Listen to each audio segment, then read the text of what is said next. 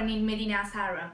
Today in Falcon News, we are going to talk about a philosopher from the 18th century, Locke. Here we have two experts on the topic. Good morning. Hello, Maria Jesus. Remy, people would like to know the difference between rationalism and empiricism. Tell us about it. The main difference is that rationalist philosophers believe in reason as the main source of knowledge.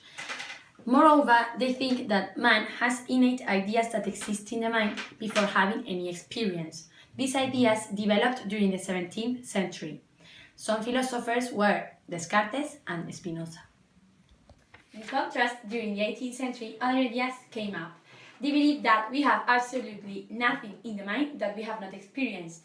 This view is called empiricism. Thank you. I'm sure that people now understand better the difference.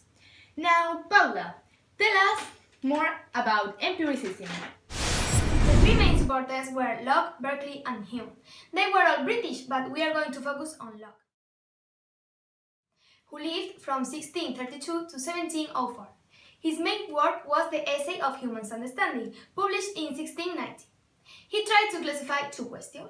The first one is where we get our ideas from, and the second if the world really is the way we perceive it. Thank you. So, to sum up, empiricism says that the mind is as empty as a blackboard before the teacher arrives in the classroom. But then we start to sense things.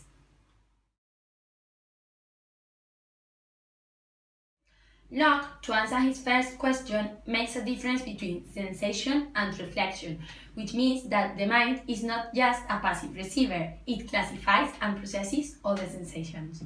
Locke emphasized that the only things we can perceive are simple sensations. When I eat an apple, for example, I do not sense the whole apple in one single sensation. In actual fact, I receive a whole series of simple sensations, such as that something is red, smells fresh, and tastes juicy and sharp. Only after I have eaten an apple many times do I think, now I'm eating an apple. Well, she has answered the first question Locke proposed. Paula, what about the second question? Is the world the way we perceive it?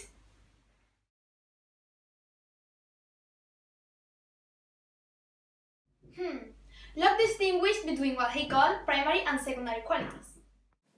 By primary qualities, he meant extension, motion, weight, and number. We can be certain that senses reproduce them objectively, but we call secondary qualities things like color, smell, taste, and sound, which do not reproduce the real qualities.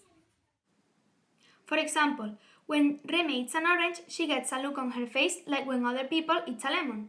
She can take more than one segment at a time. She says it tastes sour. I usually think the same orange is nice and sweet. And neither one of us is right or wrong. We are just describing how the orange affects our senses. And do you know what he did with society? Yes, of course. He was also preoccupied with the equality of sexes, maintaining that the subjugation of women to men was man-made, so we can change it. Locke was one of the first philosophers in recent times to be interested in sexual roles. Locke was also the forerunner of many liberal ideas, which later, during the Enlightenment in the 18th century, came into full flower. It was he who advocated the principle of division of powers, Which means that executive, legislative, and judicial power have to be independent. And that's all. Thank you for watching us and see you tomorrow in Falcon News.